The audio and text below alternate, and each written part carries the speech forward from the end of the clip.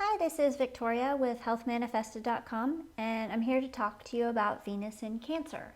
And people with Venus in Cancer, they usually show a tremendous amount of love and joy to their mother and from their mother.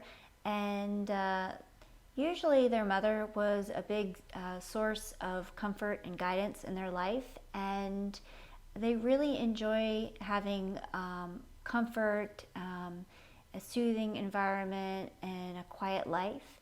And they usually make really good parents, and they want to have a beautiful home. They're very nurturing and caring, and they're usually attracted to partners that want to take care of their family and take care of them.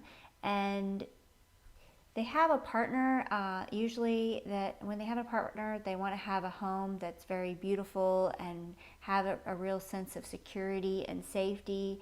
And they really aren't after the money, but they more want comfort in their life. They're usually great at decorating their home, and they're usually good dressers, and they enjoy giving love to people, and they also could be really great at adopting children, and they're really people who love without judgment.